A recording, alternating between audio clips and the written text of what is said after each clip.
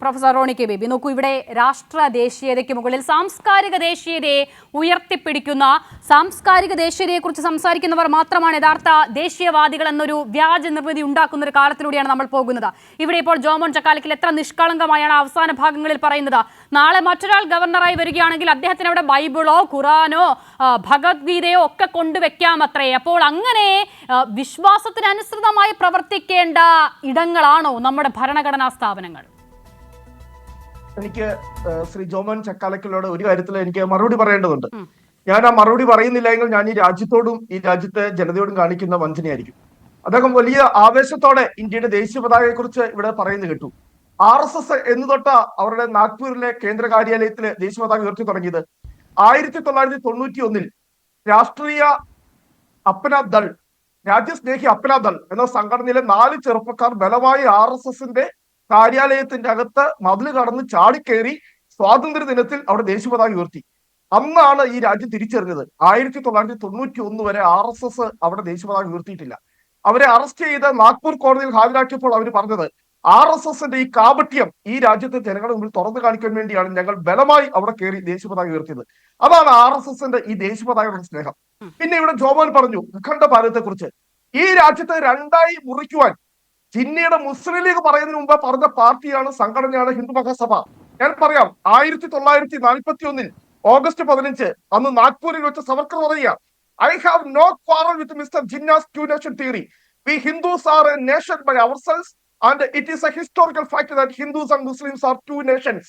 ഇവിടെ മുഹമ്മദ് അലി ജിന്ന 2 രാജ്യത്തെ കുറിച്ച് പറയുന്നതിന് മുമ്പ് ഇവിടെ ഹിന്ദുക്കളും മുസ്ലിമും 2 രാജ്യമാകണമെന്ന് പറഞ്ഞ ആളുടെ പേരാണ് ഹിന്ദു മഹാസഭയുടെ നേതാവ്, നിങ്ങളുടെ നേതാവ് PD സവർക്കർ. ക്വിറ്റ് ഇന്ത്യ സമരം നടക്കുമ്പോൾ സിന്ധ് നിയമസഭയിൽ ഹിന്ദു മഹാസഭയും മുസ്ലിം ലീഗും ചേർന്ന് സഖ്യകക്ഷി ഗവൺമെന്റ് ഉണ്ടായപ്പോൾ ആ നിയമസഭയിൽ മുസ്ലിം ലീഗ് 2 നേഷൻ തിയറിക്ക് വേണ്ടി പ്രമേയം പാസ്സാക്കിയപ്പോൾ അതിനെ കൈയടിച്ച് പാസ്സാക്കിയവരാണ് ഹിന്ദു മഹാസഭ. എന്നിട്ട് നിങ്ങൾ പറയുന്നു അഖണ്ഡ ഭാരതം. ഈ രാജ്യം ഈ പറയുന്ന ഇന്ത്യ പാകിസ്ഥാനും എല്ലാം കൂടെ ചേർന്ന് ഒറ്റ ഭാരതമാകണം. രാജേന്ദ്ര അർണേക്കർക്ക് RSSന്റെ കൊടി പിടിച്ച് സ്ത്രീയെ വെക്കണമെങ്കിൽ അറിയാതെ സ്വകാര്യ ബെഡ്റൂമിലോ ബാത്റൂമിലോ വെക്കാം. അല്ലാതെ പബ്ലിക് ആയിട്ട് ഫംഗ്ഷൻ നടക്കുന്ന പൊതു ചടങ്ങിൽ ആളുകൾ വരുന്ന ഒരു ചടങ്ങിൽ എന്ന് പറഞ്ഞല്ലോ ബൈബിളിന്റെ കാര്യം.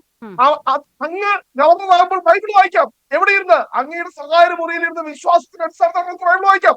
പൊതു ചടങ്ങിൽ ആളുകൾ കൂടുന്ന ചടങ്ങിൽ അല്ലെങ്കിൽ ഈ പറയുന്ന രാജ്ഭവന്റെ ഒരു പൊതുവേദിയിൽ നിന്നുകൊണ്ടല്ല നിങ്ങൾ കൊണ്ടൊന്ന് ബൈബിളിനെ ബഹുമാനിക്കേണ്ടത്. അപ്പോൾ വളരെ വ്യക്തമായി ഇതിനെ ചെറുത്ത് തോൽപ്പിക്കണം. ഇവരുടെ കാപട്ടികൾ ഇവര് ഇഞ്ചിഞ്ചായി ഈ കൊത്തി മുറത്ത് കയറി കൊത്തിയെന്ന അവസ്ഥയിലേക്ക് ഇവിടെ അദ്ദേഹം തന്നെ പറഞ്ഞു RSS കണ്ടെന്ന് വെച്ച രാഷ്ട്രപതി അതന്നെ ഞങ്ങളോട് പറഞ്ഞുകൊണ്ടിരിക്കുന്നത്, അതന്നെ രാജ്യം പറഞ്ഞുകൊണ്ടിരിക്കുന്നത്. ഇവിടെ ഭരണം നടത്തുന്നത് BJPയോ നരേന്ദ്രമോദിയോ ഒന്നല്ല, RSS ആണ്, നാഗ്പൂരാണ്. അവരുടെ ഏറ്റവും ആ വൃത്തികെട്ട പ്രത്യയശാസ്ത്രമാണ് ഈ രാജ്യത്തെ ജനങ്ങളെ തമ്മിൽ തകർക്കുന്നതിന് വേണ്ടി PD സവർക്കറുടെയും ഗോൾവാൾക്കറുടെയും ഒക്കെ ഏറ്റവും അപകടകരമായിട്ടുള്ള സിദ്ധാന്തങ്ങൾ ഈ രാജ്യത്ത് നടപ്പാക്കാൻ വേണ്ടിയിട്ട്. പക്ഷെ ഞങ്ങൾക്ക് ഇവിടെയുള്ളൊരു വിയോജിപ്പ് ഇവിടെ പറഞ്ഞല്ലോ, ജോമോൻ തന്നെ പറഞ്ഞു സ്വകാര്യ ചടങ്ങായിരുന്നു. ഞാൻ ചോദിക്കട്ടെ, സ്വകാര്യ ചടങ്ങായിരുന്നെങ്കിൽ നിങ്ങൾ എന്തിനാണ് വിദ്യാഭ്യാസ മന്ത്രി അധ്യക്ഷനാക്കിയത്? അവിടെയാണ് ഞങ്ങൾക്ക് സംസ്ഥാന സർക്കാരിനുള്ള വിയോജിപ്പ്. മന്ത്രി അവിടെ പോകാൻ പാടില്ലായിരുന്നു. ഈ ഭാഷയിലല്ല ഈ രാജ്യത്തെ അർലേക്കറോട് പ്രതികരിക്കേണ്ടത്. അദ്ദേഹത്തെ ആ രാജ്ഭവനിൽ നിന്ന് വലിച്ചടിച്ച് ആ രാജ്ഭവൻ അടിച്ചു നോക്കണം. അതിനോട് തന്നെ നിങ്ങൾ ഈ പറഞ്ഞ തെലങ്കാനയിൽ വേണ്ട. അവിടെ സ്വാതന്ത്ര്യ ദിനത്തിൽ ദേശീയ പതാക ഉയർത്താൻ വേണ്ടി അവിടുത്തെ ഗവർണറെ മുഖ്യമന്ത്രി വിളിച്ചില്ല.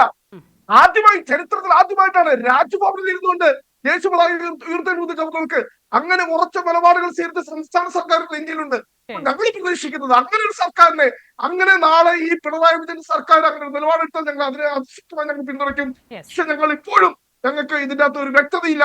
ഈ CPM-ഉം ഈ പറയുന്ന അല്ലെങ്കിൽ ഗവർണറുമായി നടക്കുന്ന പോര് അത് അതിന്റെ അകത്തുള്ള കാരണം CPM-യുടെ സംസ്ഥാന സെക്രട്ടറിയുടെ ഉൾപ്പെടെ വന്ന പരാമർശങ്ങൾ ഞങ്ങൾ സംശയത്തോടെയാണ് ഇത് നോക്കിക്കാണുന്നത് പ്രേരിപ്പിക്കുന്നത്. അതാണ് എനിക്ക് ചൂണ്ടിക്കാണിക്കുന്നത്.